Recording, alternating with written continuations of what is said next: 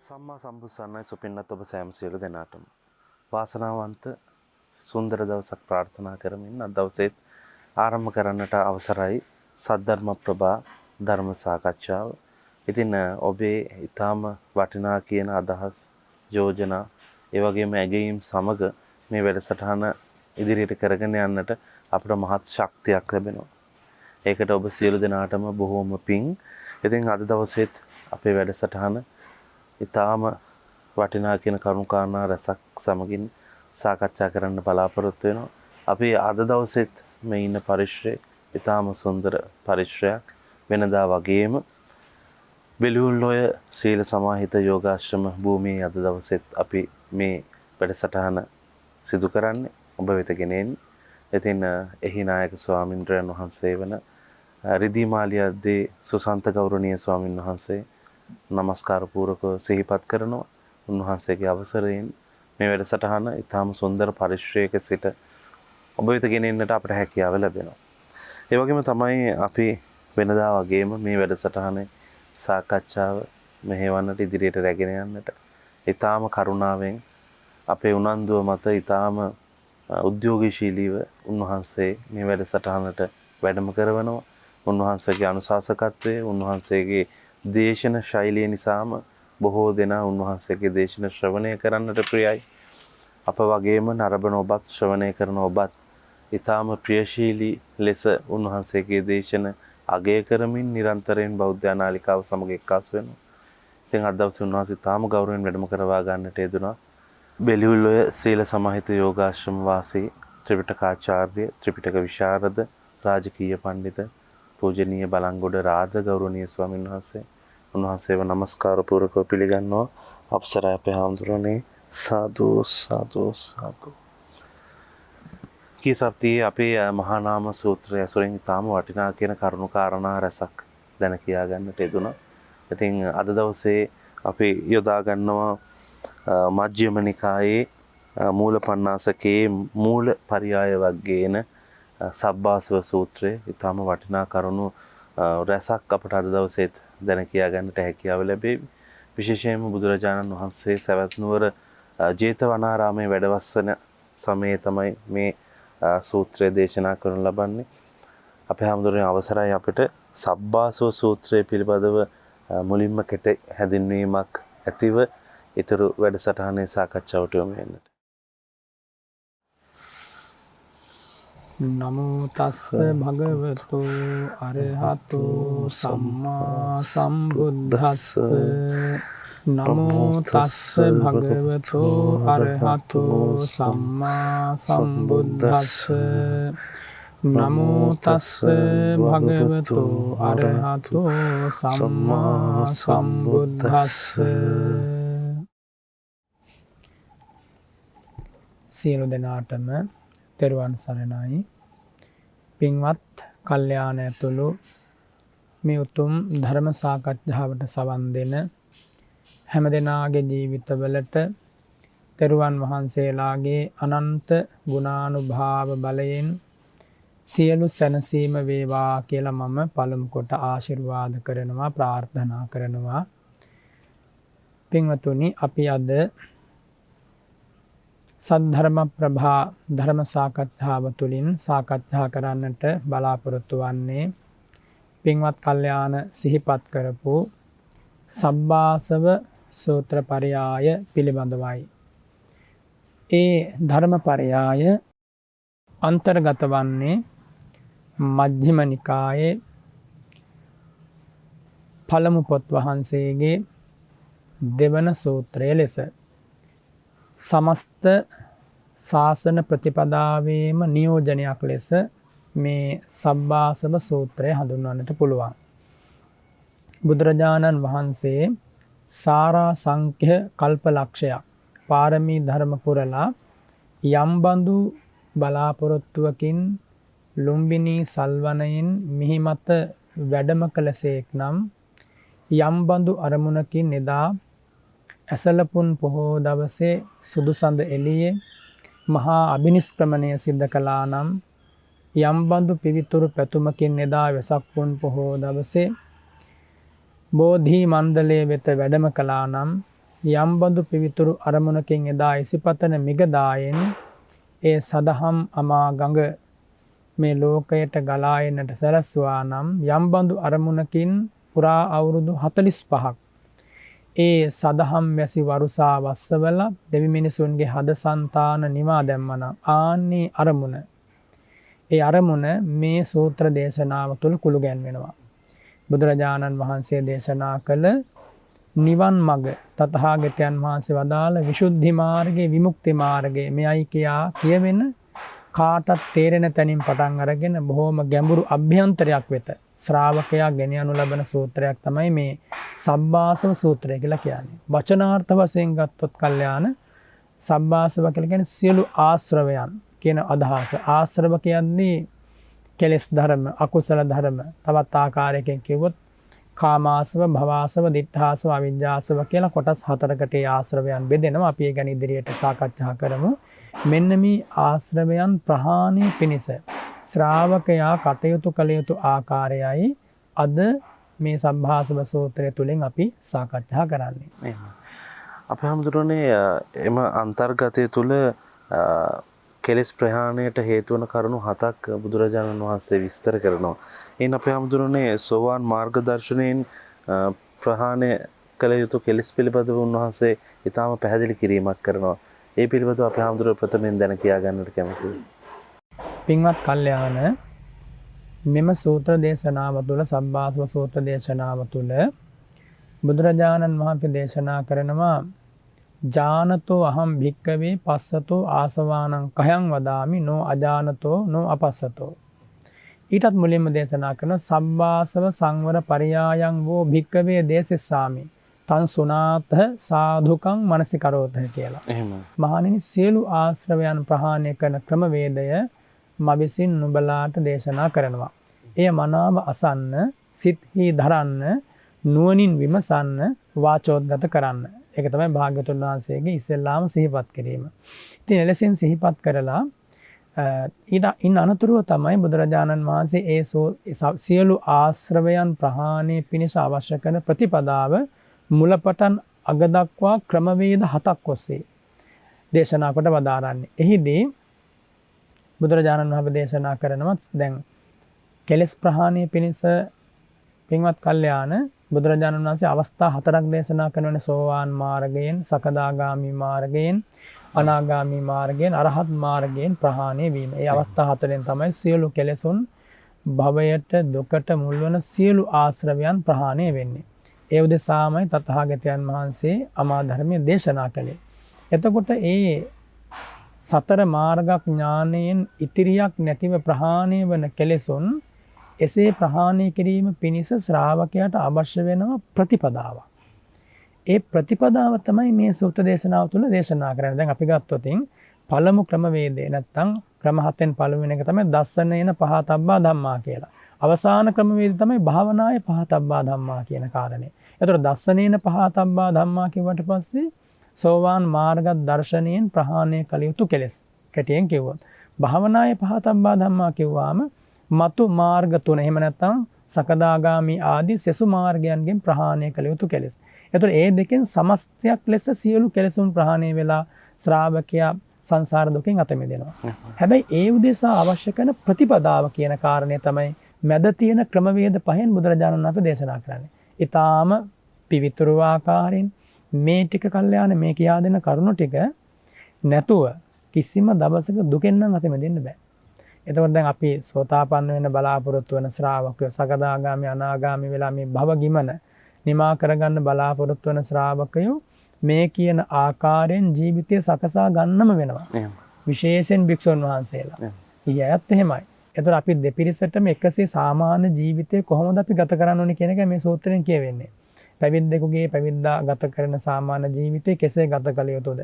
ඊළඟට පැවිද්දා කොහොමද ඇස හසුරවන්නට ඕනේ? පැවිද්දා කොහොමද සිව්පසය පරිභෝග කරන්නට ඕනේ? ඊළඟට පැවිද්දෙක් කොහොමද පුද්ගල සම්බන්ධතාව පවත්වන්න ඕනේ? පැවිද්දෙක් යා යුතු නොයා යුතු ඉසව් මොනවද? ඊළඟට පැවිද්දෙකුගේ ජීවිතයේ කොහොමද පැවිද්දාගේ චරිතය මොන වගේ චරිත ලක්ෂණ වලින් යුක්ත විය යුතුද? ආදී වශයෙන් මේ කියන කරුණු තමයි මේ තුල පුළුල් විභාගයකට නතු කරන්නේ. එතකොට ඒ කාරණා අනුව මේ අසාගෙන ඉන්න ගිහියන්ට තමන්ගේ ජීවිතය පිළිබඳව ඒ ධර්ම ගල්ප ගන්න පුළුවන්. ඒ නිසා ගිහි පැවිදි දෙපාර්ශවයටම නිවන් පිණිස අවශ්‍ය කරන ඊතා ඍජු මඟ පෙන්වීමක්. තථාගතයන් වහන්සේගේ සියලු මඟ පෙන්වීම ඍජුයි. ඒ අතරට සාමාන්‍ය ජනතාවට පහසුවෙන් තේරුම් ගන්නට පුළුවන් වන ආකාරයෙන් මේ උතුම් සූත්‍ර දේශනාව තුළදී ඒ අමා නිවන් මඟ බුදුරජාණන් වහන්සේ දේශනා කරනවා. අපේ හැමෝම එතනදී මම කලිමුත් අහපු විදිහට අපේ හැමෝම සෝවාන් මාර්ග දර්ශනයෙන් කොයි ආකාරයෙන්ද කෙලෙස් ප්‍රහාණය කර හැක්කේ කියන කාරණේ පිළිබඳව විමසීමක් කරොත් වැඩි දුරටත් අපේ හැමෝම පින්වත් කල්යාණ සබ්බාසව සූත්‍ර පරයයෙහි එන පළමු කෙලෙස් ප්‍රහාණ ක්‍රමවේදය තමයි අතිබික්කවේ ආසවා දස්සනේන පහතබ්බා කියලා දේශනා කරන්නේ. කෙලෙස් කොටසක් තියෙනවා සෝවාන් මාර්ග දර්ශනයෙන් ප්‍රහාණය කළ යුතු. පින්වත් කල්යාණ මුළු සංසාර ගමනේම ලබන විශිෂ්ටම ජයග්‍රහණය වන්නේ ඔය සෝවාන් මාර්ගයෙන් කෙලෙස් ප්‍රහාණය කිරීමයි. ඒ කෙලෙසුන් ටික ප්‍රහාණය කිරීම මතු මාර්ගත්‍රයෙන් කෙලෙස් ප්‍රහාණය කරනට වඩා අතිශයින් අසීරුයි. ඒ කියන්නේ සකදාගාමි වෙනවටත් වඩා අනාගාමි වෙනවටත් වඩා අරහත් ඵල විමුක්තියෙන් සැනසෙනටත් වඩා අතිශයින් අසීරු වන්නේ සෝතාපන්න වීමයි. මොකද එතන තමයි ශ්‍රාවකයා ඉස්සෙල්ලාම ආර්ය මාර්ගයට ප්‍රවිෂ්ඨ වන්නේ. ආර්ය මාර්ගයට ප්‍රවේශ වුණාට පස්සේ ඒකාන්ත වශයෙන්ම ධර්මාවබෝධයෙන් සැනසීලා සියලු භව දුක් නිමා කර ගන්නවා. මේ අමාරුම තැනට පැමිණීම පිණිස බුදුරජාණන් වහන්සේ මාර්ගයයි මේ දේශනා කරන්නේ. එහිදී දේශනා කරනවා අර මම මුලින් කිව්වා වගේ ජානතෝ අහම් භික්කවේ පස්සතෝ ආසවානං කයං වදාමි. නෝ අජානතෝ නෝ අපස්සතෝ. මහණෙනි මම මේ වැඩපිළිවෙල මේ ධර්ම මාර්ගයේ දේශනා කරන්නේ දන්න කෙනාට දක්නා කෙනාට. එතකොට මොනව දන්න මොනව දකින කෙනාටද? කිංච ඥානතෝ කිංච පස්සතෝ. යෝනිසෝච මනසිකාරං අයෝනිසෝච මනසිකාරං. පින්වත් කල්යාණ වැදගත්ම කාරණයක් මේකේ වෙන්නේ යෝනිසෝ මනසිකාරය සහ අයෝනිසෝ මනසිකාරය. එතකොට යෝනිසෝ මනසිකාරය කියන්නේ අයෝනිසෝ මනසිකාරය කියන්නේ උප්පත මනසිකාරය කියලා කියන වැරදි ආකාරයෙන් මෙනෙහි කිරීම. ඒ කියන්නේ බුදුරජාණන් වහන්සේ දේශනා කරනවා යථාවත් මනසිකාරය අයථාවත් මනසිකාරය කියලා. වැරදි ආකාරයෙන් දේවල් මෙනෙහි කිරීම. එතකොට අයෝනිසෝ මනසිකාරයෙන් මෙනෙහි කිරීමේ ආදීනව භාග්‍යතුන් වහන්සේ මෙතනදී දේශනා කරනවා. අයෝනිසෝ මනසිකාරයෙන් මෙනෙහි කරන්න ගත්තට පස්සේ අනුප්පන්නාචේව ආසවා උප්පජ්ජಂತಿ. මෙතෙක් නූපන් ආශ්‍රවයෝ කෙලස් ධර්මයේ උපදිනවා. උප්පන්නාච ආසවා පවද්දಂತಿ. ඉපදිලා තියෙන කෙලස් ධර්මයේ වැඩෙනවා. ඔන්න අයෝනිසෝ මනසිකාරයෙන් සිද්ධ වෙන දේ. දැන් අයෝනිසෝ මනසිකාරය කියවට පස්සේ තව දුරටත් අපි හිතමුකෝ අකුසල මනසිකාරය. රාග වශයෙන් මෙනෙහි කිරීම, ද්වේෂ වශයෙන් මෙනෙහි කිරීම, කොහොමද එතන මෝහය තියෙනවනේ. එතකොට යම් බඳු කිලුටු වූ සිතකින් අකුසලයෙන් නැහැවී ගිය සිතකින් කරන මනසිකාරයට අයෝනිසෝ මනසිකාරය කියන්නේ. තව විදිහකින් ගත්තොත් අනිත්‍ය දේ නිට්ටය වශයෙන් මෙනෙහි කරනවා. දුක් දේ සැපයි කියලා මෙනෙහි කරනවා. අනාත්ම දේ ආත්මයි කියලා මෙනෙහි කරනවා. අසුභ දේ සුභයි කියලා මෙනෙහි කරනවා. ඊළඟට තම වසඟේ පවත්වන්න බැරි දේ පුළුවන් කියලා මෙනෙහි කරනවා. මේ රූපය ගැන, මේ කෙස්ලොම් නියදත් ආදී වශයෙන් සකස් වූ මේ රූපකය ගැන මගේ ආත්මය මේ ආදී වශයෙන් මෙනෙහි කරනවා. සක්කාය දිට්ඨිය ගැන විශ්වවිද්‍යාරුම් ආකාරයෙන් හටගන්න. ඉතින් කොහොම හරි අකුසලයෙන් යුතුව අකුසල මනසිකාරයට කියනවා අයෝනිසෝ මනසිකාරය. මනසිකාරය කියන්නේ මෙනෙහි කිරීම. අපිට ඕනතරම් දේවල් මෙනෙහි කරන්න පුළුවන්. එතකොට අයෝනිසෝ මනසිකාරයෙන් මෙනෙහි කරන්නේ කුමක් නිසාද? මේ සූත්‍රයේ තථාගතයන් වහන්සේ දේශනා කරනවා ඉද බික්කවේ අසුතුවා පුතුජනෝ. අසුතුවා පුතුජනෝ කියන්නේ අසෘතවත් පුතුජනය කියන වචනයෙන් අදහස් කරන්නේ තථාගත ධර්මයේ නොඇසූ, තථාගත ධර්මයේ නොම හික්මුණ, තථාගත ධර්මයේ ප්‍රගුණ නොකළ කියන කාරණය තමයි අසුත කියන කාරණේ වචනයෙන් තථාගතයන් වහන්සේ අදහස් කරන්නේ. එතකොට තථාගත ධර්මයේ නොහැසූ නැත්නම් තථාගත ශ්‍රාවකයන් නොදකින නැත්නම් සත්පුරුෂයන් නොදකින, සත්පුරුෂ ධර්මයේ හේවත් තථාගත ධර්මයේ නොහික්මුණ, සත්පුරුෂ ධර්මයේ හේවත් තථාගත ධර්මයේ ප්‍රගුණ බවක් නැති ශ්‍රාවකයා මෙනෙහි කරන සිතුවිල්ලට උපදින්නේ අකුසලයක්. ඒක හරි ආදීනමයක්. ඒ කියන්නේ අවාසනාවන්ත තත්වයක්. මුළු සංසාර ගමනේම අපට සිද්ධ වුණේ ඔය දේ. බුදුරජාණන් වහන්සේගේ දහමෙන් තොරව මෙනෙහි කරන සියලු මෙනෙහි කිරීම වලින් ඇති වෙන්නේම අකුසලයක්මයි. අපිරිසුදු වෙනවාමයි හදවත. ඒ වගේම සංසාරේ දික් වෙනවා. එතකොට දැන් භාග්‍යවතුන් වහන්සේ දේශනා කරන මේ දික් වෙන හැටි එයාට දැන් දහම් දැනුමක් නැහැ. සත්පුරුෂයෙක් ඇසුර කළොත් මේ දහම් දැනුම ලැබෙන්නේ. දැන් කල්යාණ අහලා තියෙනවනේ සෝතාපට්ටි අංග. ඒ සෝතාපට්ටි අංග වලින් ඒ කියන්නේ සෝවාන් මාර්ගයේ පිණිස පිළිපදින ශ්‍රාවකයාගේ ජීවිතයේ විද්‍යමාන විය යුතු කරුණු අතර පළවෙනි කරුණ තමයි සත්පුරුෂ සංසේවනය. නැත්තම් කල්යාණ මිත්‍රයාගේ ඇසුර. කල්යාණ මිත්‍රයාගේ ඇසුර මත තමයි සමස්ත බුද්ධ ශාසනයේම සියලු කාරණා තීරණය වෙන්නේ. ගිහි ශ්‍රාවකයෙක් එද්දීමයි ප්‍රවිද්දගෙත් එහෙමයි. ඒ කල්යාණ මිත්‍ර ඇසුර කියන එක සංසාරේ සුලභ නැහැ. ඊටාම දුර්ලභයි. අතිශයින් දුර්ලභයි. විරලයි. කල්ප කෝටි ගණනකට වතාවක් තමයි සත්පුරුෂ උතුමන් වහන්සේ වන බුදුරජාණන් වහන්සේ ලොවට පහළ වෙන්නේ. ඒ පහළ වීම තුලින් පමණක්ම සත්පුරුෂ ධර්මය ඇහෙන්නේ. ඒ සත්පුරුෂ ධර්මය ඇහුනොත් පමණක්ම යෝනිසෝ මනසිකාරය පහළ වෙන්නේ. එතකොට බුදුපත යම්සේ දුර්ලභයිද එලෙසින්ම දුර්ලභයි යෝනිසෝ මනසිකාරය. අපි හැමදෙරු කෙනෙකුට හිතෙන්න පුළුවන් නේද විශේෂයෙන්ම අපි නරඹන ශ්‍රවණය කරන කෙනෙකුට අපි ওই කොටසට අයත් වෙන්නේ නැහැ නේද කියන කාරණේ. දැන් අපිව ධර්මයේ ශ්‍රවණය කරනවා බොහෝ සෙයින් ස්වාමින් වහන්සේලා ඇසුරු කරන නිසා අපිව නරඹන ශ්‍රවණය කරන උදවියට හිතෙන්න පුළුවන් අපි ඒ කොටසට අයිති වෙන්නේ නැහැ කියලා නේද හම්බුනේ. ඔව් පින්වත් කල්යාණ මේ උතුම් වැඩ පිළිවෙල තුල ඒ මඟ පෙන්වීම ශ්‍රාවකයාට උපරිමයෙන් ලැබෙනවා. එහෙමයි. මේ ලබා දෙන අනුග්‍රහය තුලින් දැන් අපේ මේ ධර්මයේ ශ්‍රවණය කරන පින්වත් පිරිසට කල්යාණ මිත්‍ර ඇසුර ලැබිලා තියෙනවා. ඒ සංසාරේ වාසනාවන්තයි. දීර්ඝ කාලයක් පාරමී පුරන්නට ඇති අපට කල්යාණ මිත්‍රයන්ගේ ඇසුර ලැබේවා කියලා. ඒ හේතුව ලෙස තමයි මේ මොහොත පවා උන්ගේ ජීවිතවලට ලං වෙන්නේ. ඉතින් කල්යාණ දැන් අර බුදුරජාණන් වහන්සේගේ ධර්මය අහන කෙනා ධර්මය අහන ලැබෙන සත්පුරුෂයා නිසානේ. සත්පුරුෂ ඇසුර තමයි පළවෙනි සාධකේ. ඊළඟට තමයි සද්ධර්ම ශ්‍රවණය. සත්පුරුෂ ඇසුර තුලින්ම එනං සද්ධර්ම ශ්‍රවණය ලැබෙන්නේ. ඊළඟ කාරණේ තමයි එනං අසත්පුරුෂයෙක් ඇසුර කළොත් මොකද ලැබෙන්නේ? අසත් ධර්ම ශ්‍රවණය. එමෙක අනිත් පැත්ත. දැන් අපිට සංසාර ගමන සිද්ධ වුණේ ඒක බොහෝ සෙයින්. හැබැයි මේ ජීවිතේට එන මහා විශාල පිනක් හේතු වුණා. එහෙමයි. සංසාරේ ඉමක් නැහැනේ. ඒ ඉමක් කොනක් නැද සසර ගමනේ බොහෝ සෙයින් සිද්ධ වුණේ අසත්පුරුෂ ඇසුර ලැබුණා. හැබැයි දැන් අපිට ලැබලා තියෙන සත්පුරුෂ සංසේවනය. එතකොට සද්ධර්ම ශ්‍රවණය ලැබෙනවා. ආන සද්ධර්ම ශ්‍රවණයෙන් තමයි යෝනිසෝ මනසිකාරයට මඟ පෑදෙන්නේ. මම මේක මේ කරුණ මෙලෙසින් මෙනෙහි කළ යුතුයි. මෙන්න මේ මම හිතන්න ඕනි හැටි. මගේ චින්තනය මෙහෙමයි තිබිය යුත්තේ කියලා බුදුරජාණන් වහන්සේ දේශනා කරන ඔබ රූපය ගැන මෙහෙම හිතන්න. නාමය ගැන මෙහෙම හිතන්න. ඇස ගැන මෙහෙම හිතන්න. කන ගැන, නාසය ගැන, දිව ගැන, මේ ජීවිතය ගැන මෙහෙම හිතන්න. ඒ වගේම ඔබට ලැබිච්ච සම්බුද්ධ ශාසනය ගැන මෙහෙම හිතන්න. බුදු උපත ගැන මෙහෙම හිතන්න. මේ ලෝකය ගැන මෙහෙම හිතන්න. ඊළඟට ආධ්‍යාත්මය ගැන මෙහෙම හිතන්න. බාහිර ගැන මේ සමස්තය ගැන හිතන්න ඕනි විදිහක් දේශනා කරනවා. ආන්නේ හිතන්න ඕනි විදිය ඒ විදිහටම හිතනවා නම් මෙනෙහි කරනවා නම් ආන්න යෝනිසෝ මනසිකාරය. එතකොට සත්පුරුෂය සුරින් සද්ධර්ම ශ්‍රවණයෙන් යෝනිසෝ මනසිකාරයෙන් කරුණු සම්පාදනය වෙනකොට ජීවිතේ ඊළඟ කාරණේ ධම්මානුධම්ම ප්‍රතිපatti. අන්න ධර්මානුධම්ම ප්‍රතිපත්තියට ආපු ශ්‍රාවකයා තමයි මතු යම් මොහොතක සෝවාන් උතුම් මාර්ගයෙන් සැනසෙන්නේ. එතකොට තථාගතයන් වහන්සේ මෙහිදී දේශනා කරනවා මේ කරුණ ටික නැත්තම් කෙනෙකුගේ ජීවිතය අයෝනිසෝ මනසිකාරයනේ. එයා අයෝනිසෝ මනසිකාරයෙන් මෙනෙහි කරන්න ගත්තට පස්සේ නූපන් ආශ්‍රවයන් වැඩෙනවා. කාම ආශ්‍රව කියන්නේ රාගයට නැත්තම් ලෝභයට. භව ආශ්‍රව කියන්නේ ලෝභයේම පැතිකඩක්. දිඨාශ්‍රව කියන්නේ මිත්‍යා දෘෂ්ටිය. ඊළඟ කාම ආශ්‍රව, භව ආශ්‍රව, දිඨාශ්‍රව, අවිජ්ජා ආශ්‍රව කියන්නේ අවිද්‍යාව. මේ සෑම අකුසලයක් සමගම පහළ වෙන ධර්මයක්.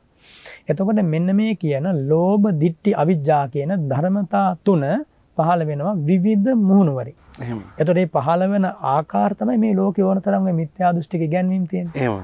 අපි ගත්තොත් ಭಾರತೀಯ දර්ශන ඉතිහාසය ගත්තොත් දර්ශන ওই ඉතිහාසයේ අපිට සාක්ෂි වශයෙන් හම්බෙන්නේම 1500ක් 2000ක්වත් තියෙන අඩුම ගානේ. අපි දන්න ලේඛනගත සමීප ඉතිහාසය. එතන මේ ඔක්කොම කාමාශ්‍රව තුලින්, භවආශ්‍රව තුලින්, දිඨාශ්‍රව තුලින් මතුවෙච්ච ඒවා. දැන් මේ ලෝකේ ගත්තොත් යුදෙව් ආදී වශයෙන් මහම්මද්, ක්‍රයිස්තව, ඊළඟට හින්දු, ඊළඟට ඒ දර්ශනත් එක ගත්තට පස්සේ ඒ සමස්තයත් පැන නගින්නේ කාමාශ්‍රව තුලින්, භවආශ්‍රව තුලින්, දිඨාශ්‍රව තුලින්, අවිජ්ජාශ්‍රව තුලින්. ඊළඟට විසම මතවාදයක් වෙනම් ලෝකේ ප්‍රාණඝාත චේතනාවක්, සොරකම් කිරීම චේතනාවක්, කිසියම් වූ අකුසල චේතනාවක් පැන නගිනවා නම් ඔන්න ඔය ආශ්‍රවයන් මුල් වෙලා පැන නගින්නේ. යම් කෙනෙක් නිරේ වැටෙනවා නම් වැටෙන්නේ ඔය ආශ්‍රවයන් නිසා. තිරිසන් ලෝකේ වැටෙන්නේ ඔය ආශ්‍රවයන් නිසා. പ്രേත ලෝකයට යන්නේ, අසුර ලෝකයට යන්නේ ඔය ආශ්‍රවයන් නිසා. ඊළඟට මනුස්ස ලෝකයට ඇවිල්ලා යම් බඳු දුර්භාග්‍ය තත්වයකට පත් වෙනවා නම් ඒ ආශ්‍රවයන්ගේ බලපෑම. එතකොට මේ කාමාශ්‍රව, භවආශ්‍රව, දිඨාශ්‍රව, අවිජ්ජාශ්‍රව කියන මේ හතර ඇති වෙනවා අයෝනිසෝ මනසිකාරයෙන් මෙනෙහි කරන්නේ. රාගය ඇති වෙනවා අයෝනිසෝ මනසිකාරයෙන් මෙනෙහි කරන්නේ. ඊළඟට මේ ලැබෙන කාම ධර්මයන් මට නැවත නැවත ලැබේවා කියලා හිතුවනම් යා භව ආශ්‍රවයට අහු වෙලා. ඊළඟට මේ කාමයන් විඳින්නේ මමයි කියලා හිතුවනම් සත්පුද්ගල ප්‍රඥාප්තියෙන් ගත්තා නම් යා දිඨාශ්‍රවයට අහු වෙලා. ඊළඟට මේ සමස්තය සමගම අවිද්‍යා ආශ්‍රවය තියෙනවා. එතකොට මෙන්න මේ ආශ්‍රවයන් වැඩෙනවා අයෝනිසෝ මනසිකාරයෙන් මෙනෙහි කිරීමෙන්. ඊළඟට බුදුරජාණන් වහන්සේ දේශනා කරනවා එහෙම මෙනෙහි කරනකොට යාට අතීත සසර ගැන සැක ඇති වෙනවා. ඇත්තටම සැක හිතන්න දෙයක් නැහැනේ. භාග්‍යතුන් වහන්සේ කරතලා මලක් වගේ සියල්ල දේශනා කරනවා. අතීතයේ හිටපු ඇටි ගෙවපු ඇටි ගලාගේ කඳුළු ධාරා සතර මහා සාගරයේ ජලයට වැඩි කියලා මනාව දේශනා කළා. අතීත සසර ගමන ගැන. ඉපදෙනවා ජරාවටපත් වෙන මියදෙනවා. ඉපදීම මතින් ජරාව මතින් මරණය මතින් ආපු ගමනක් සසර කියන්නේ. එවන් සසරක ආයේ මේ නොවිඳි සැපයක් නැහැ. නිවන් සුවේ හැර අනිත් හැම සැපයක්ම විඳලා තියෙනවා. එතකොට එහෙම සසරක අපි ආපු අපට අතීතේ මම හිටියද අහෝසින් නොකෝ අහං අතීත මද්දානං නනුකෝ අහෝසින් නොකෝ අහං අතීත මද්දානං එහෙම හිතන්න දෙයක් නැහැ. අතීතේ හිටියද අතීතේ හිටියේ නැද්ද කවුරු වෙලාද හිටියේ කොහොමද හිටියේ මෙන්න මෙහෙම සැක ඇති වෙනවා කියනවා මේ අයෝනිසෝ මනසිකාරයෙන් මෙනෙහි කරනකොට. මේ කියන්නේ මේ දහමට ප්‍රවේශයක් වත් නැති ශ්‍රාවකයාට සිද්ධ වෙන දේ. එතකොට එහෙම මෙනෙහි කිරීම තුළ යාට විවිධ ආත්ම දෘෂ්ටීන් හට ගන්නවා. ඒ කියන්නේ මේ සක්කාය දිට්ඨිය කියලා අපි අහලා තියෙන්නේ. ඒ සක්කාය දිට්ඨිය හටගන්නේ ඔය කියපු අයෝනිසෝ මනසිකාරය තුළින්. රූපය ගැන, වේදනාව ගැන, සංඥාව ගැන, සංස්කාර ගැන, විඥානය ගැන ඒ ඇතිවන මිත්‍යා ග්‍රහණය. සබවින් මේ මිත්‍යා ග්‍රහණය කොහෙද හටගත්තේ කියලා ඉමක් පෙන්වන්න බෑ සංසාර ගමනේ. ඒ තරම් ඈතක තමයි ඔය කියන සක්කාය දිට්ඨිය ඇති වුනේ. එතකොට මේ ඇති වෙච්ච සක්කාය දිට්ඨිය තර වෙන්න තවත් විවිධ දෘෂ්ටිපතයන්ට යන්න හේතු වෙනවා අයෝනිසෝ මනසිකාරය. අතීතංශය ගැන යා සැක කරනවා සසරේ. හේතුඵල ධමයක් තුල යන ගමනක් නේ තියෙන්නේ. එතකොට සැක කරන්න දෙයක් නැහැනේ. භාග්‍යවතුන් වහන්සේ ගැන අසීමිත ගෞරවයක් තියෙනවා නම්, භක්ති ආදරයක් තියෙනවා නම්, ශාස්ත්‍රූන් වහන්සේගේ උතුම් සම්බෝධිය අදහා ගන්නවා නම් මොනම තැනකවත් සැකයක් ඇති කරගන්න දෙයක් නැහැ. නමුත් මේ ධර්මපරයායට ආපු නැති ශ්‍රාවකයා එසේ සැක සංකා පහල කරගන්නවා. කොහොමත් එයාට සැකේම තමයි ඉතුරු වෙන්නේ. ඊට වර්තමානීය ගැන, අනාගතය ගැන, ඒ කියන අතීත වර්තමාන අනාගතය කියන කාලත්‍රි විශේෂයෙන්ම විවිධ දෘෂ්ටීන් මෙයාට හට ගන්නවා. ඊළඟට මේවා දුරදිග ගියාට පස්සේ මැවුම් වාද, ඊළඟට අහේතුක අප්‍රත්‍යවාද, අදිච්ච සමුප්පන්න වාද ආදී වශයෙන් නොයෙක් විසම චින්තනයන් පහළ වෙන්න හේතු වෙනවා. එතකොට මේ පුද්ගල මනසක් අකුසලයට යන හැටි ඉතා පැහැදිලිව තථාගතයන් වහන්සේ දේශනා කරනවා. අවසානයේ වෙන්නේ නිරයයි. මේ දෘෂ්ටියෙන් මේ චින්තනයේ අවසානයේ වෙන්නේ නිරයයි. අපේ හැමෝටම කෙනෙකුට හිතෙන්නට පුළුවන් දැන් මටත් හිතිච්ච කාරණයක් දැන් අපේ සම්ප්‍රදාය තේරවාද සම්ප්‍රදායනේ. එතකොට මහායාන සම්ප්‍රදායේ ඉගැන්වීම ඊට වඩා චුට්ටක් වෙනස්. ඒ වගේම තමයි මේ අපේ ධර්මයේත් විකෘති ධර්මදේශනා කොටසකුත් තියෙනන වර්තමානයේ වෙනකොට විවිධ අයරින් අපේ තේරවාද දහමත් ගැටුම්කාරී තත්වයකට හටගෙන තියෙනවනේ. එතකොට ඒයින් දේශනා කරන්නා වූ ධර්මපරයය තුලත් එහෙම අපි කාමාශ්‍රවයන්ට, ditthi ආශ්‍රවයන්ට හසු වෙනවද අපේ හැමදෙරෝනේ? පින්වත් කල්යාණ ශාසන ඉතිහාසයේ දෙස බලද්දී දෙවන ධර්ම සංගායනාවෙන් පසුව තමයි ওই මහායාන සම්ප්‍රදායේ ආරම්භය සිද්ධ වන්නේ. ඉතින් එදා මෙදා තුර මහායාන සම්ප්‍රදායේ විකාශය දෙස බලුවට පස්සේ බොහොම පළල් මහායාන ධර්ම සාහිත්‍යයක් ඒ තුලක් තියෙනවා. හැබැයි සිහි කරගත යුතු කාරණයක් තියෙනවා. මහා කාශ්‍යප මහ රහතන් වහන්සේගේ ආඥාවට, අනුරුද්ධ මහ රහතන් වහන්සේගේ ආඥාවට, ථේරවාදී ක්ෂීණාශ්‍රව මහ රහතන් වහන්සේලාගේ ආඥාවට ඉඳුරාම ප්‍රතිපක්ෂ මාවතක් අනුගමනය කරපු පිරිසක් තමයි මහායාන දර්ශනය තුල ඉන්නේ. ඉතින් ඒ නිසා අපිට ඍජුවම ථේරවාදයට ප්‍රතිපක්ෂ වූ ථේරවාදයට පරිබෝධයක් ලෙස දකින්න වෙනවා මහායාන. ඒ නිසා මහායාන ඉගැන්වීම් තුල යම් බඳු සාධනීය කරුණු තියෙන්න පුළුවන්. බුදුරජාණන් වහන්සේ ඒගොල්ලෝ පිළිගන්නවා. ධර්මයේ කොටසක් පිළිගන්නවා, කොටසක් පිළිගන්නේ නැහැ. ඉතින් ඒ නිසා අපි ඒ ඉගැන්වීම් මෙත එහෙම ගමන් කරලා මේ නිවන් මඟ මුණ ගැසෙන්නේ නැහැ. එතකොට ඒ ගැන අපි වෙනම සාකච්ඡා කරන්නේ මහායාන ඉගැන්වීම් පිළිබඳව. දැන් කල්යාණ ආප නිසා මේ කෙටි විග්‍රහය සිද්ධ කළේ. ඒ වගේම ථේරවාදයේ තුල උනත් තථාගතයන් වහන්සේ උතුම් බුද්ධ වචන උතුම් ශ්‍රී මුඛ දේශනාවෙන් අනතුරුව ඒ ශ්‍රී මුඛ දේශනාවට ලබා දුන් අර්ථ නිරූපණයන් පෙර දහමේ අටුවාවේ ටීකාවේ අද ඉතා පිවිතුරු ලෙස, පිරිසුදු ලෙස, පැහැදිලි ලෙස, නිර්වුල් ලෙස සඳහන් වෙනවා. එතකොට ඒ ධර්මය අපි පිරිසුදු ලෙස, පිවිතුරු ලෙස, නිර්වුල් ලෙස ඒ තියෙන ආකාරයෙන් ඉගෙන ගැනීමෙන් කිසිම අරුබුදයක් හටගන්නේ නැහැ. එතකොට දැන් මේ ශ්‍රාවකයෝ දක්ෂ වෙන්නට ඕන සූත්‍ර දේශනාව, ඊට අනුයාත වූ අර්ථ කතාව, එහි අර්ථ නිරූපණ තවදුරටත් විසද කරන ටීකාව කියන මේ ත්‍රිත්වය මුල් කරගෙනමයි මේ අමා ධර්මයේ ඉගෙන ගත යුත්තේ. එහෙම නැත්නම් පුද්ගල මතවාද සිතලුවන් මේ තුරට එකතු වුණොත් ඒක ඊටාම බලවත් අනතුරක් වෙනවා. විශාල අනතුරක් වෙනවා. ලැබිච්ච වෙලාවෙත් මේ අමා දහම එයාට වාසනාව අහිමි වෙනවා. ඒ බඳු විසම දෘෂ්ටියක් තුල පිහිටලා මේ ධර්මයේ අධ්‍යයනය කරන්න ගියොත්. එනිසා සූත්‍රයයි සූත්‍ර විනය අභිධර්මයේ සංඛ්‍යාත ත්‍රිපිටක ධර්මයක් ඒ තුල ඒ ත්‍රිපිටක ධර්මය අධ්‍යයනය කරද්දී එහි අප්‍රකට තැන් එහෙම නැත්නම් අපට විෂය නොවන තැන් තෝරා දුන් අර්ථ කතාවත් ඒ අර්ථ කතාවේ අපට විෂය නොවන තැන් තෝරා දුන් ටීකාවත් කියන මේ තුන සම්බන්ධ කරගෙන විශේෂයෙන් පාලි භාෂාව පිළිබඳව හසල අවබෝධයක් ඇති මහා සංඝරත්නය අසුරු කරමින් මේ ධර්මය ශ්‍රද්ධාවෙන් ඒ වගේම ගුණ ගෞරවයෙන් ඒ වගේම නිවන් පිළිබඳව අපේක්ෂාවෙන් ලාභ සත්කාර බලාපොරොත්තු නොවි පිවිතුරු හැඟුමෙන් දේශනා කිරීමෙන් ශ්‍රවණය කිරීමෙන් අපි අමාරුවේ වැටෙන්නේ නැහැ. එතකොට කල්යාණ දැන් අර කතා කළා වගේ දැන් අයෝනිසෝ මනසිකාරය ආදීනව දැන් පැහැදිලි. නිරය යන හේතු වෙනවා. මේ සබ්බාසව සූත්‍රයේ තථාගතයන් වහන්සේ වදාරනවා. යෝනිසෝ මනසිකාරය ළඟට.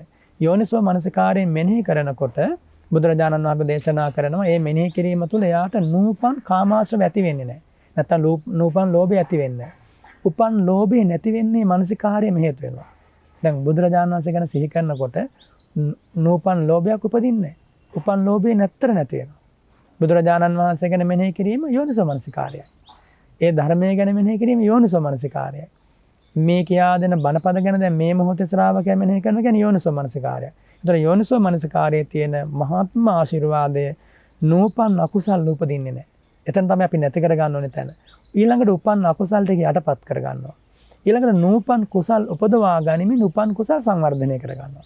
ඒතර මේ ටික සිද්ධ වෙන්නේ යෝනිසෝ මනසිකාරය තුලින්.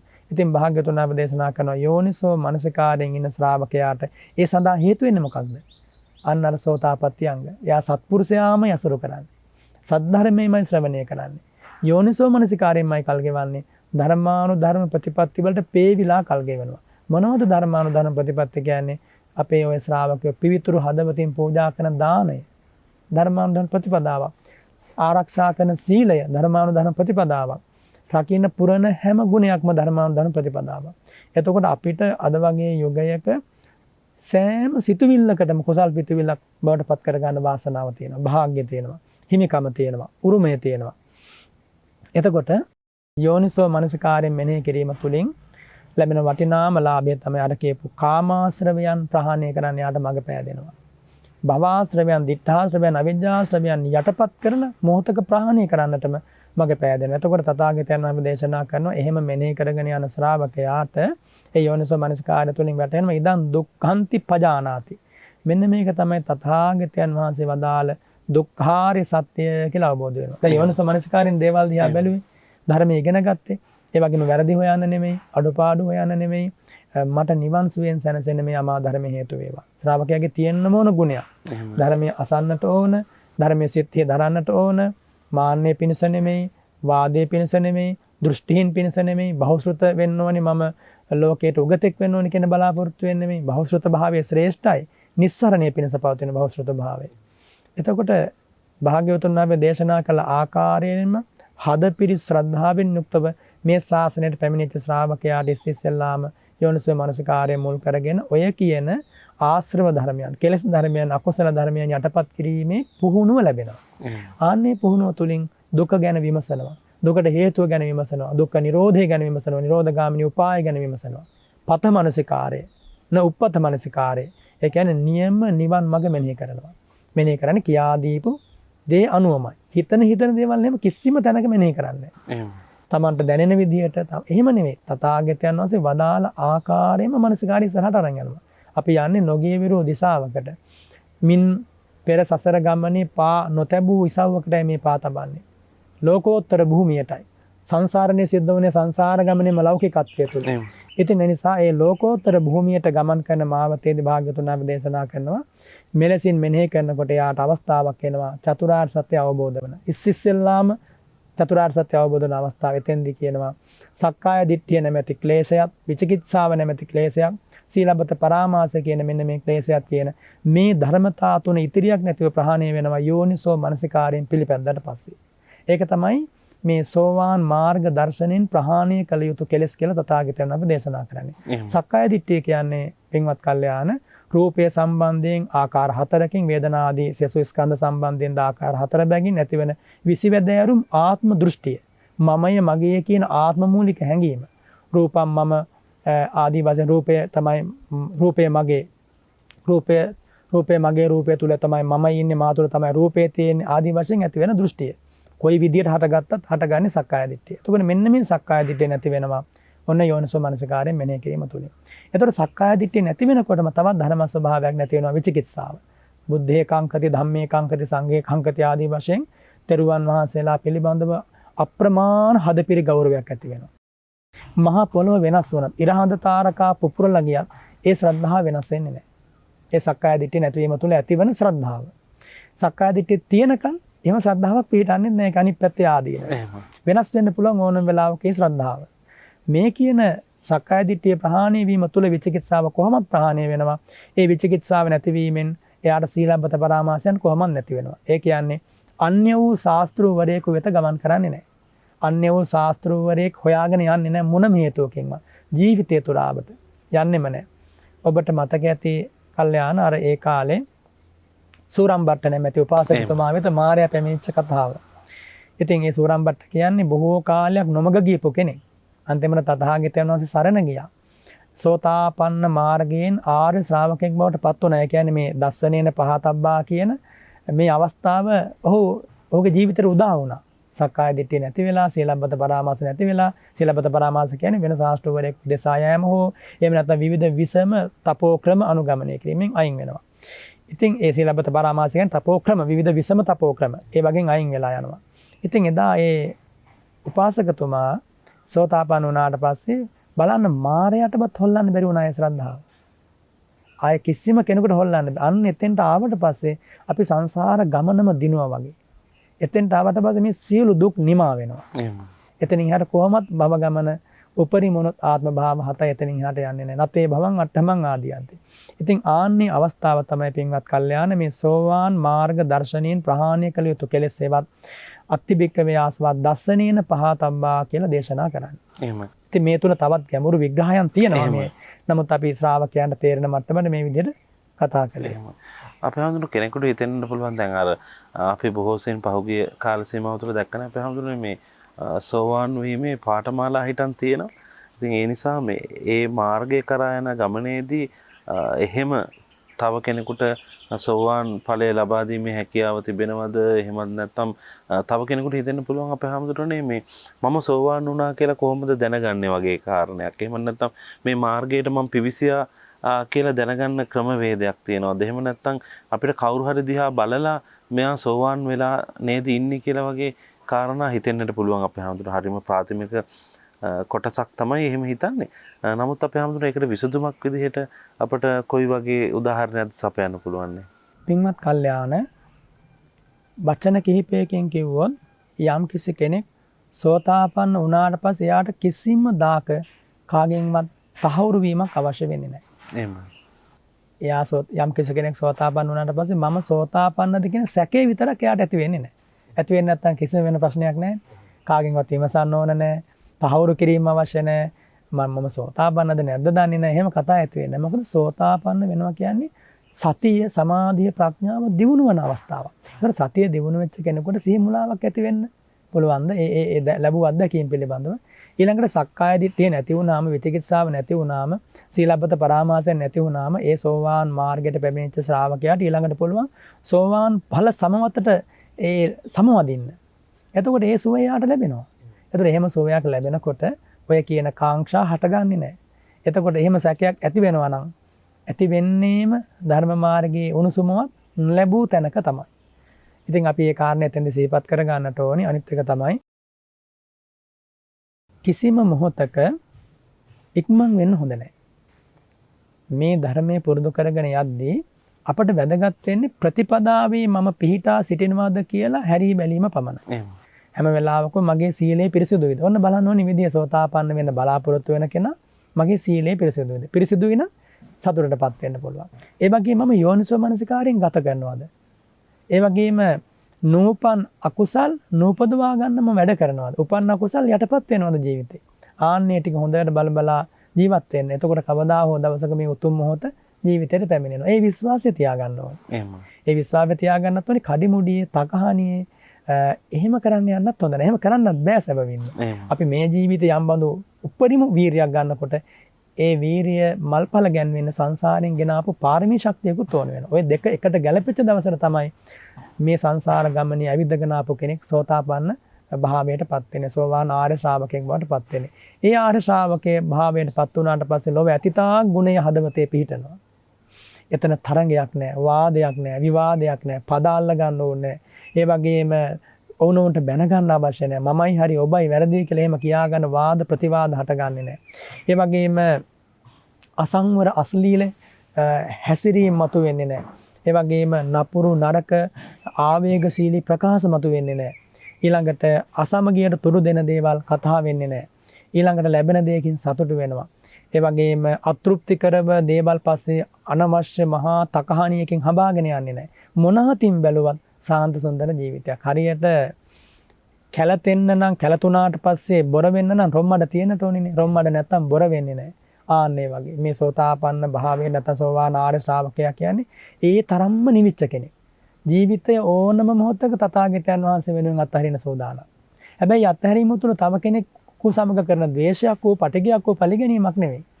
තථාගතයන් වහන්සේට එහා දෙයක් ඔහුට නැහැ මේ ලෝකේ. ඒතර බුදුරජාණන් වහන්සේට එහා දෙයක් නැත්තම් බුදුරජාණන් වහන්සේගේ ආශ්චර්යමත් ගුණය ඔහු හොඳට හඳුනනවා. හඳුනනවා නම් සිහි කරන සිතුවිල්ලට මැවී පේන තුන් ලෝකාග්‍ර බුදුරජාණන් වහන්සේ. ඒතර ඔහුගේ වචනේ නපුරු වචනයක් වෙන්න පුළුවන්ද? ඔහුගේ සිතුවිලි ආවේගශීලී පවිටු ලාමක දඩබ්බර සිතුවිලි වෙන්න පුළුවන්ද? එහෙම බුදුරජාණන් වහන්සේ හදවතේ වැඩ සිටින ඒ ආර්ය ශ්‍රාවකයාට ජීවිතය නිවීගේ ජීවිතයක්. ඔහු දෙස බලන අයත් නිවී යන කොච්චරද කියනවනම් මේ බුදුරජාණන් වහන්සේගේ ශ්‍රාවකයෝ අප්පසන්නානං වා පසන්නාය. පසන්නානං වා භීයෝ භාවාය. නොපැහැදිච්ච අයගේ පැහැදීමටත් පැහැදිච්ච අයගේ පැහැදීම වැඩිවීමටත් හේතු වන ආකාරයේ හැසිරීමක් පැවැත්විය යුතුයි කියලා තථාගතයන් වහන්සේ ආඥා කරනවා. එතකොට මේ පැවැත්ම හරියටම පිහිටන්නේ සෝවාන් ආර්ය ශ්‍රාවකයාගේ. ඒ සෝවාන් ආර්ය ශ්‍රාවකයා දෙස බලන කාගේවත් හිතක් ආවේගශීලී වෙන්නේ නැහැ. ඒ උතුමන් වහන්සේ සමග කතා කරන වචනය තුල අහන්න ලැබෙන්නේ බුදු ගුණයි. අහන්න ලැබෙන්නේ ධම් ගුණ, සංඝ ගුණ, සසර ආදීනම. නිරාර්ථක හීන ලාමක කතා ඔහුගේ ජීවිතේ නැති තරම්. ඒතර එහෙම ශ්‍රාවකෙක් තමයි බිහි කරන්නේ ඉස්සෙල්ලාම බුදුරජාණන් වහන්සේ මේ ලෝකයට. ආන්න එතෙන්ට එනකන් පිටුපස්සෙන් ඉන්නවා බුදුරජාණන් වහන්සේ. දැන් කල්යාණ හැව්වනේ මේ දේ තව කෙනෙකුට ලබා දෙන්න පුළුවන්ද කියලා. තුම් හේහි කිච්ඡං ආතප්පං අක්ඛාතාරෝ තථාගත. එහෙමයි දේශනා කළේ. මානේ තථාගතයන් වහන්සේ මාර්ග දේශකයන් වහන්සේ වෙනවා. මග්ග විදූ වෙනවා. මග්ග කෝවිද වෙනවා. මග්ගඤ්ඤෝ වෙනවා. මාර්ගය කියා දෙනවා. ශ්‍රාවකයා නිහතමානීව පිළි අරගෙන පිළිපදින්නට ඕනේ. ශ්‍රාවකයා මේ ධහමට ඇවිල්ලා ශ්‍රාවකයා කියා දෙන මග සලකුණු අනුව ගමන් කරලා මේ උතුම් තත්වයටපත් වෙන්න. එහෙම නැත්නම් තව කෙනෙකුට තව කෙනෙක්ව එහෙම මේ උතුම් භූමියටපත් කරන්න බෑ. එහෙම කරන්න පුළුවන් කරනවා නම් කරන්න පුළුවන් එකම කෙනා තුන් ලෝකාග්‍ර බුදුරජාණන් වහන්සේ. තථාගතයන් වහන්සේ දේශනා කරන්නේ මම මාර්ගය දේශනා කරනවා නුඹලා මේ මාර්ගය අනුව පිළිපදින්න කියලා. බොහොම පැහැදිලි අපේ හඳුනේ මම හිතනවා මේ වැඩසටහන අද නරඹන කෙනෙකුට උනත් තමන්ගේ ගමන මේ ආකාරයෙන් ආරම්භ කරන්නට පුළුවන්. තමන්ගේ ගමන නිවැරදිව සකස් කරගන්නේ කියන කාරණේ පිළිබඳව නැවත නැවත මෙනෙහි කරන ඔබට නැවත නැවත මේ වැඩසටහන ශ්‍රවණය කළොත් ඔබට පුළුවන් නිවැරදි ප්‍රතිපදාව අනුගමනය කරන්නට තමන්ගේ මාර්ගය සකස් කරගන්න.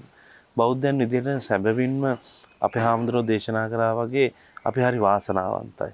අපිට නිවැරදි දර්ශනයක් නිවැරදි ක්‍රමයක් ලැබිලා තියෙනවා. හැබැයි ඒ ක්‍රමය අපිම සකස් කරගෙන ඉදිරියට යා යුතුයි කියන කාරණේ පිළිබඳව මම හිතනවා ඔබට ඉතා පැහැදිලි ඇති කියන කාරණේ. ඊළඟට අපිට තියෙන කරුණ අපේ හැමදෙරම හරිම අමාරු කරුණක්. මම හිතන්නේ පෘථග්ජන උදවිය විදිහට එහෙම නැත්නම් ගිහි උදවිය විදිහට මේක අපිට ඉතාම බැරෑරුම් කාරණයක්. එහෙම නැත්නම් ඇසකන සංවර කරගෙන කොහොමද කෙලස් ප්‍රහාණය කරන්නේ කියන කාරණේ පිළිබඳව කතා කරනකොට මම හිතනවා මේක තමයි හුඟක් දෙනකොට අමාරුයි කියන කාරණේ. අපේ හැමදෙරම ඒ පිළිබඳව විග්‍රහයක් කරොත් කොහොමද? පින්වත් කල්යාණ සබ්බාසව සූත්‍රයේ දෙවන කෙලස් ප්‍රහාණ ක්‍රමවේදයේවත් මගඵල නිවන් පිණිස පිළිපදින ශ්‍රාවකයා කෙබඳු සංවරයකින් සිටිය යුතුද? එහෙම. එහිදී දේශනා කරන අත්හි භික්කවේ ආසවා සංවරා පහතබ්බා. මහණෙනි කෙලස් කොටසක් තියෙනවා. ඒතකොට ආශ්‍රවයන් කියන්නේ ඔය කිව්ව වගේ කාමාසව භවආසව ආදී ආශ්‍රවයන් හතර තමයි ආශ්‍රව ලෙස තථාගතයන් වහන්සේ මෙහිදී දේශනා කරන්නේ. නාම වශයෙන් ගත්තොත් නැත්නම් චෛතසික වශයෙන් ගත්තොත් ලෝභයයි ditthiyයි කියන මේ ධර්මතා දෙක. චිත්තෝත්පාද වශයෙන් ගත්තොත් ලෝභ මූල චිත්ත 8ක් තියෙනවා. ද්වේෂ මූල චිත්තෝත්පාද දෙකක් තියෙනවා. මෝහ මූල චිත්තෝත්පාද දෙකක් තියෙනවා. දැන් දසනා පහතබ්බා ධම්මා කියනකොට ලෝභ මූල චිත්තෝත්පාද 4ක් තියෙනවා. දෘෂ්ටිය හා සංප්‍රයුක්ත. ඒ දෘෂ්ටිය හා සංප්‍රයුක්ත චිත්තෝත්පාද 4ම අනුත්පාද නිරෝධයට යනවා. නැවත උපදින්නේ නැහැ. ඊළඟට විචිකිච්ඡා සංප්‍රයුක්ත චිත්තය නම් වූ මෝහ මූල චිත්තය නිරුද්ධ වෙලා යනවා. එතකොට ඒ නිරෝධයේ පිනිස දැන් මේ ඇස කන නාසය දිව කය මනස කියන මේ ඉන්ද්‍රිය ධර්ම මෙතනනේ ජීවිතය කියන්නේ. මේ ඇසෙන් රූප බැලීම කනෙන් ශබ්ද ඇසීම මේ ආධ්‍යාත්මිකයයි කියනු ලබන ආයතන සහ බාහිරයයි කියනු ලබන මේ ආයතන අතර අන්තර් සම්බන්ධයයි ජීවිතය කියන්නේ. එහෙම. ජීවිතය කියන්නේ කුමක්දයි අර්ථ නිරූපණයක් බලාපොරොත්තු වුණොත් උත්තරේ ශාසනයේ ලබා දෙන අර්ථ නිරූපණය. හැබැයි බාහිර ලෝකයේ මේ අවබෝධය නැහැනේ. ඉතින් විවිධාකාරයෙන් කියනවා. ඔය ජීවිතේ ඔය ඔතනට තමයි නොයෙක් විදිහ ආකල්ප ගොඩ නගන්නේ, සංකල්ප ගොඩ නගන්නේ, සිතුවිලි ධාරා ගොඩ නගන්නේ, නොයෙක් සිහින මන්දිර ගොඩ නගන්නේ ඔන්න ඔතෙන්ට. ඉතින් බුදුරජාණන් වහන්සේ දේශනා කරනවා මේ ඇස කන නාසය ආදී සංවර කිරීමෙන් කෙලෙස් කොටස ප්‍රහාණය කරන්න තියෙන එක කොහොමද සිද්ධ වෙන්නේ කියලා. දැන් කල්යාණ භාග්‍යතුන් වහන්සේ දේශනා කරන අයෝනිසෝ මනසිකාරී යම් ශ්‍රාවකයෙක් ඉන්නවා නම් එයාගේ ඇස අසංවර වෙනවා. ඒ කියන්නේ යත්වා ධීකරණ මේතං චක්ඛුහින්ද්‍රියං අසංගතං විහරන්තං පාපක අකුසල ධම්මා අන්වාස වේයෝ තස සංවරය පටිපද්‍යති. මේ ඇස ගැන දේශනා කරද්දී අයෝනිසෝ මනසිකාරයෙන් ඉන්න වෙලාවක මේ ඇස මුල් කරගෙන පහළ වෙන අකුසල සිතුවිලි ධාරා තියෙනවා. අන්නේම නැති කිරීම පිණිස ශ්‍රාවකයා කටයුතු කරනවා. මේක අර කල්යාණ කිව්ව වගේ අමාරුම අවස්ථාවක්. එක පැත්තකින් මෙතන කියන්නේ ඉන්ද්‍රිය සංවර සීලය කියලා. චතුපාරිශුද්ධ සීලයෙන් ඉන්ද්‍රිය සංවර සීලය. ඇස සංවර කිරීම. ඒක ඒ ඇස සංවර කිරීම කියන කාරණය දීර්ඝ කාලීන පුහුණුවකින් අනතුරුව තමයි මල්ඵල ගැන්වෙන්නේ. හැබැයි ඒ ඇස සංවර කර නොගත් කිසිම කෙනෙකුට මගඵල නිවනින් සැනසෙන්න බෑ. ඇස සංවර කරනවා කියන්නේ මෙහෙමයි. දැන් මේ ඇසට රූපාරම්මණයක් ආවට පස්සේ ඒ රූපාරම්මණය ඇසේ චක්ෂු ප්‍රසාදයෙන් ගැටුණාට පස්සේ සිද්ධ වෙන ක්‍රියාවලියක් තියෙන චිත්ත නියාමයක්. භවාංග චිත්තෝත්පාදයේ පහළ වෙනක නතර වෙනවා. භවාංග චලන භවාංග උපච්ඡේද කියන අවස්ථාවන්ගෙන් මේ භවාංගය නතර වෙනවා. භවාංග චිත්තේ. ඊට පස්සේ මේ ඇසට ආපු රූපාරම්මණය දෙස අවධානය යොමු කිරීම වශයෙන් පංචද්වාරාවර්ජනය නැමැති ඒ ආවර්ජන චිත්තේ පහළ වෙනවා. ඉන් අනතුරු ඒ ගත් අරමුණ නැවත පිළිගැනීම වශයෙන් සම්පරිත්තන කියන චිත්තෝත්පාදේ. ඉන් අනතුරු ඒ පිළිබඳව යම් විවස්ථාපනයක් සිදු කිරීම වශයෙන් මනෝද්වාරාවර්ජන චිත්තේ නැත්නම් වොද්ධපන චිත්තේ පහළ. අන්න එතනින් එහා පැත්තට යනකොට කල්යාණ මේ ගත රූපාරම්මණය සම්බන්ධයෙන් එක්ක කුසල සිත් පරම්පරාවක් එහෙම නැත්නම් අකුසල සිත් පරම්පරාවක් පහළ වෙනවා. බොහෝ සෙයින් සසර පුරාවට සිද්ධ වුණේ අකුසල සිත් පහළ වීම. එක්කෝ ලෝභයෙන් ඒ රූපාරම්මණය ගත්තා. එහෙම නැත්නම් ද්වේෂයෙන් ඒ රූපාරම්මණය ගත්තා. ඒ දෙකත් එක්කම අවිද්‍යාව සහජාතයි. එතකොට තථාගතයන් වහන්සේ මේ ඇස සංවර කරන්න කියන්නේ එහෙම දේශනා කරන්නේ කුමක්ද? ඒ ගත රූපාරම්මණය සම්බන්ධයෙන් අකුසල චිත්තෝත්පාදයන් පහළ වෙන්න ඉඩ තියන්න එපා කියන එකයි. යම් රූපයක් දැස බලලා ලෝභයෙන් හෝ ද්වේෂයෙන් හෝ මෝහයෙන් හෝ ඒ අරමුණ මෙනෙහි වෙනකොටම ඒ අකුසල චිත්තෝත්පාදයන් පහළ වෙන අන්න ඇස අසංවරයි. ඔන්න ඔතන තමයි ඇස අසංවර වීම කියන්නේ. එහෙනම් ඇස සංවර වීම කියන්නේ කුමක්ද? ඇස් දෙක පියාගෙන සිටීම නෙමෙයි. ඇස් දෙක වසාගෙන සිටීමක් නෙමෙයි. හැබැයි ඇස් දෙක විවර කළා තියෙන දේවල් ඔක්කොම බැලීමක් නෙමෙයි. දැන් භික්ෂුන් වහන්සේ කෙනෙක්ගේ පැත්තෙන් ගත්තොත් යුගමත්ත දස්සාවේ බඹයක් පමණ දුර බලාගෙන සංවරව වඩින රහතන් වහන්සේලාගේ පරම්පරාවට නැයිත වෙන්නේ භික්ෂුන් වහන්සේලා. ඒතර භික්ෂුන් වහන්සේ කෙනෙකුගේ ඇස සංවර වෙන්නට ඕනේ. භික්ෂුන් වහන්සේ කෙනෙක්ගේ පැත්තෙන් ගත්තොත් තියෙන තාක් රූපාරම්මන දිහා බලන්න යන්නේ නැහැ. ගිහි අයත් එහෙම තමයි. මමත් එහෙමයි ඔබත් එහෙමයි මේ නිවන් පිණිස කටයුතු කරනවා නම්. නිවන් පිණිස කටයුතු කරන්නේ නැත්නම් ඇස ඔහේ හැසිරුණා වගේ සංසාරේ අදත් හැසිරෙන්නේ. එතකොට ඇස පිළිබඳව ඇස මුල් කරගෙන ඇස මුල් කරගෙන ඇති වෙන තියෙන අකුසලයන් සම්පූර්ණයෙන්ම දුරු වෙන විදියට ඇස සංවර කරගන්න. මේක හරි අමාරු දෙයක්. ඇස සංවර කරගෙන විතරක් ඉවර වෙන්නේ නැහනේ. කනත් සංවර කරගන්න. නාසය, දිව, මේ කය, මේ ශරීරය. මේ කය ඊළඟට මේ සිත. එතකොට මේ හයම සංවර කිරීම කියන්නේ කල්යාණ යුද්ධයක් කරනවා වගේ වැඩක්. හැබැයි මේ යුද්ධය කරන්නම වෙනවා. කරලා දිනන්නම වෙනවා. අර කීපු දස්සනා පහතබ්බා ධම්මා කියන තැනට එන්න. සෝතාපන්න වෙනවා නම් මේ යුද්ධය කරන්නම වෙනවා. හැබැයි මේක අමාරු නෑ. මොකද බුදුරජාණන් වහන්සේ මඟ පෙන්වලා තියෙන හින්දා. පාරක් යා යුතු ඉසව්වක් නොදැන යන ගමනට වඩා දැන යන ගමන ඉතා පහසුයි. දැන් අපිට තථාගතයන් වහන්සේ කටු ලැහැබ් ඒ වගේම මුල් උල් මඩගොර ඔක්කොම ඉවත් කළා. රමණීය මල් මාවතක් ඉවර කළා. එහෙම. තථාගතයන් වහන්සේ මහා වනාන්තරයක් මැදින් අතිශයින් අමාරු ලැහැබක් මැදින් ඒ සියලු කටු ඒ වගේම මුල් අතු ඒ වගේම මඩගොර සියල්ල ඉවත් කරගෙන ගියා. ශ්‍රාවකයන්ට දැන් මේ මාවතේ ගමන් කරන්න තියෙන්නේ. ඉතින් ඒකවත් කරගන්නනේ දැන් අපි මේ කතා කරන්නේ. එතකොට මේ අතිබික්කවේ ආසවා මේ සංවරා පහතබ්බා කියනකොට මේ ඇස මුල් කරගෙන යම් බඳු අකුසලයක් ඇති වෙනවා නම් අන්නේ අකුසලය ඇති නොවෙන්න කටයුතු කළ යුතුයි. එතකොට මේ කටයුතු එසේ කටයුතු කිරීම සඳහා හොඳ භාවනා මානසිකාරයකුත් අවශ්‍යයි. දැන් ඇසට රූපාරම්මණයක් ගැටුණාට පස්සේ ඒ රූපාරම්මණය සම්බන්ධයෙන් කියන්න බැරි වේගයකින් තප්පරයකින් කෝටි ලක්ෂයකින් එකක වගේ වේගයකින් මේ පහළ වෙලා ඉවරයි චිත්ත පරම්පරාව. එතකොට එහෙම පහළ වෙලා ඉවරයි නම් ඒ ගැන හොඳ අවබෝධයක් කල්ැතුව ඇති කරගන්න මේ ඇස කියන්නේ මේ වහා වේගෙන් කර්ම සකස් වෙන තැනක් කියලා. එහෙම ඇති කරගෙන මේ ඇස පිළිබඳව අනිත්‍ය වශයෙන් හරි දුක් වශයෙන් හරි අනාත්ම වශයෙන් හරි විදර්ශනා මානසිකාරයකින් එහෙම නැත්නම් කිසියම් වූ සමත භාවනා මානසිකාරයකින් කල් ගෙවන ගමන් එයාට පුළුවන්කම ලැබුණොත් මේ ඇසෙන් බලන දේවල් කනෙන් බලන දේවල් පිළිබඳ හොඳ කනෙන් අහන දේවල් පිළිබඳ හොඳ යෝනිසෝ මානසිකාරයකින් ඉන්න ආන්න එතකොට අවස්ථාව ලැබෙනවා ඇස සංවර කරගන්න. ඉතින් එහිදී ස්වාමීන් වහන්සේ කෙනෙක්ගේ පැත්තෙන් ගත්තොත් පැවිදි වෙච්ච මොහොතේ පටන් හුරු වෙන්නට ඕන විශේෂයෙන් විසභාග රූප ආදී දේවල් දෙස විවර කරන ලද දැති නොබලා පින්න තරමටම හොඳයි. මේ පුහුණුවේ ආරම්භයේදී ඊළඟට මුලදී එසේ නොබලා ඉන්න එක අතිශය නීරස වෙන්නත් පුළුවන්. මොකද ඇස හැම වෙලාවකම ඉන්නේ ප්‍රියමනාප රූප. ඒක තමයි හැටි. එහෙම පුහුණුවක තමයි අපි ගිය සංසාර ගමනේ. හැබැයි දැන් මේක නතර කරලා දාපු ගමන්ම ලොකු පීඩාවක් එනවා. මේ ඇස් දෙක නැත්තම් කොහොමද ජීවත් වෙන්නේ කියන තැන මිනිස්සු ඉන්නේ. ඉතින් ඇස් දෙකෙන් අනාදිමත් සසරක කරපු දේම සම්බුද්ධ ශාසනයක් ලැබිච්ච වෙලාවෙත් කරනවනම් එහෙනම් තථාගත ධර්මයේ ඕජාව අපිට ලැබිලා නැහැ. ඒ සාරය ලැබිලා නැහැ. ඉතින් අපි හැම වෙලාවකම මේ ඇස සංවර කර ගැනීම පිණිසම පිළිපදින්නට ඕනි අමාරුවෙන් නමුත්. ඒකට මෙහෙම උපක්‍රමයක් අනුගමනය කරන්නට පුළුවන්. බුදුරජාණන් වහන්සේ දේශනා කළා තියෙනවා මගේ ඇස මට සංවර කරගන්න කියලා. මම භාග්‍යවතුන් වහන්සේට ගරු කරන කෙනෙක්. මම ශ්‍රාවකෙක්. මම මේ ඇසෙන් රූප බලද්දී මම රාගය ඇති කරගන්නේ නැහැ. මගේ ශාස්ත්‍රෝන් වහන්සේ ඇස් දෙකෙන් රූප බැලුවට කවදාවත් ඒ හදවතේ රාගයක් ඇති වුණේ විරාගي හදමඩලා. ඒ තථාගතයන් වහන්සේට ඒ අබිනීල netu සංගලෙන් ලෝකේ දිහා බලද්දී පහළ වුණේ මහා කරුණාවමයි. කොච්චරද කියනවා නම් දිව්‍ය ලෝකයේ ඒ දෙවඟුණුන් පබා ඇවිල්ලා විවිධ විසම නර්තනයන් දැක්වුවා. ඒ හැම මොහොතකම ඇති වුණේ අනේ මේ අත්ව අසරණයි කියන කාරුණික සිතුවිල්ල පමණයි. ඉතින් මේ ශාස්ත්‍රෝන් වහන්සේගේ ශ්‍රාවකයෙක් ලෙස මමත් එලෙසින්ම හිතන්න පුරුදු වෙනවා. අමාරුයි තමයි. ඇස අසංවර වෙනවා තමයි. ඔය අපි කොහොම කල්පනා කරත් මුල් අවස්ථාවේදී බලාපොරොත්තු වෙන මට්ටමේ ඉහළ සංවරයක් ඇති කරගන්න බැරි වෙයි. හැබැයි ආරම්භයක් ලැබුවා. මේ අද මේ මොහොතේ ආරම්භය තබා ගත්තොත් ඒ අදිෂ්ඨාන කළ මම ඇස සංවර කරගන්නවා කියලා යෝනිසෝ මනසිකාරයෙන්ම හිතියොතින් පසු වුණොත් ඒකාන්තයෙන් කරන්න පුළුවන්. බැරි කමක් නැහැ. ඒ නිසා ඇස සංවර කර ගැනීම පිණිස පිළිපැදීම සංවරා පහතබ්බා ධම්මා කියන කාරණයට අයිති වෙනවා.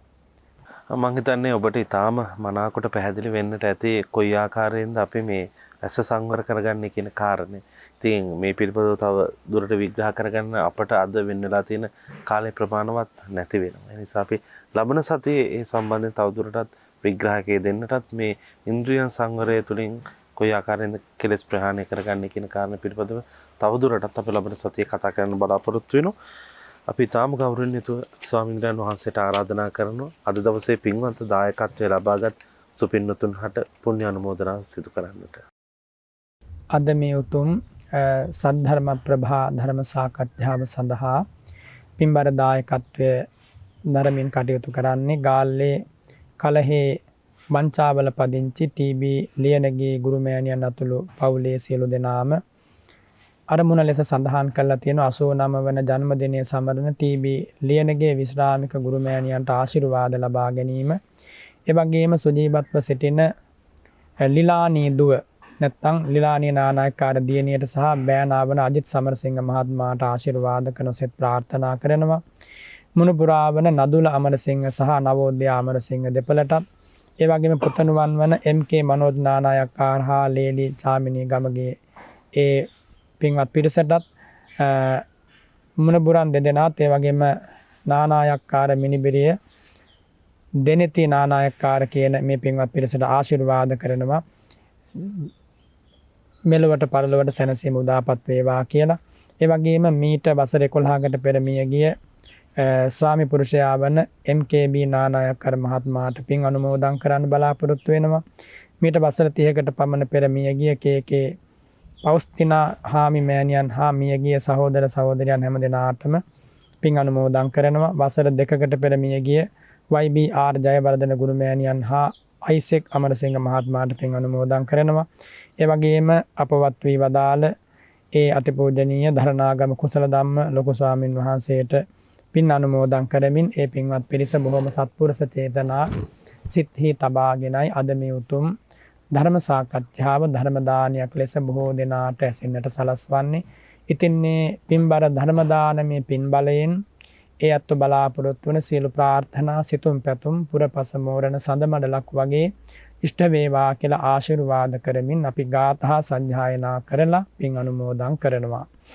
ආකාසට්ඨා ච භුම්මට්ඨා දේවා නාග මහිද්దికා පුඤ්ඤන්තං අනුමෝදිත්වා චිරං රක්ඛන්තු ශාසනං ඉදං වූ ඥාතිනං හෝතු සුඛිතා හොන්තු ඥාතයෝ එත්තාවතාච අම්මේහි සම්භතං පුඤ්ඤ සම්පදං සම්මේ සත්තා අනුමෝදන්තු සබ්බ සම්පත්ති සිද්ධියා. පින්වත් හැම දෙනාටමත් අපේ පින්වත් කල්යාණ ඇතුළු බෞද්ධයා මාධ්‍ය ජාලයේ කාර්ය මණ්ඩලයේ හැම දෙනාටමත් මේ උතුම් උදාාර ධර්ම පරියාය වෙත සවන් යොමු කළ පින්වත් හැම දෙනාටමත් නිදුක් සුව නිරෝගී සුව දීර්ඝායුෂ වේවා. මේ කියාදුම් උදාාර බුදු වදන් අනුව යමින් මෙලොව පරලොව සසර ජයගෙන තථාගතයන් වහන්සේ පැමිණ නිවී සැනසී වැඩවදාළ අමා මහ නිවනින් සැනසෙන්නම මේ උලාරතර පුණ්‍ය ශක්තිය මේ උලාරතර ධර්ම පරියාය ඔබට උපකාර වේවා කියලා මම ආශිර්වාද කරනවා. සතු සතු සතු. අද දවසේත් මේ පින්සාර වූ ධර්ම සාකච්ඡාවට ඉතාම ගෞරවයෙන් වැඩම කරවා ගන්නට යෙදුණු බෙලිහුල්ලොය සීල සමාහිත යෝගාශ්‍රම වාසී ත්‍රිපිටකාචාර්ය ත්‍රිපිටක විශාරද රාජකීය පඬිත පූජනීය බලංගොඩ රාජ ස්වාමීන් වහන්සේට අපේ නමස්කාර ස්තුතිය. උන්වහන්සේ කරගෙන යන ලබන ශාසනික කාර්යයන් තව চিරාත් කාලයක් ගෙහින් කරගෙන යන්නට උන්වහන්සේට ශක්තිය ධෛර්යය වර්ම වාසනාව නිරෝගී සම්පන්නිය ලැබේවා කියලා ප්‍රාර්ථනා කරමු. සාදු සාදු සාදු. ඒ වගේම අද දවසේ මේ වටිනා කියන ස්ථානය අපිට මේ වැඩසටහන සඳහා ලබා දුන්නු අනුශාසකත්වයේ සැපයපු මේ සීල සමාහිත යෝගාශ්‍රමාධිපති පූජනීය රිදී මාලියද්දී සුසන්ත ගෞරවනීය නායක ස්වාමීන් වහන්සේටත් අපේ নমස්කාර ස්තුතිය. ඒ වගේම අද වැඩසටහන නරඹු සුපින්වත් ඔබටත් බෙහෙවින්ම ස්තුතිවන්ත වෙමින් අපේ මේ පින්සාර ධර්ම සාකච්ඡාව අදට නිමා කරනවා. ලබන සතියේ සද්ධර්ම ප්‍රභා ධර්ම සාකච්ඡාවෙන් හමු වෙමින් බලාපොරොත්තු වෙමින් සමුගන්නවා. සුපින්වත් ඔබ සැමට සම්මා සම්බුදු සරණයි.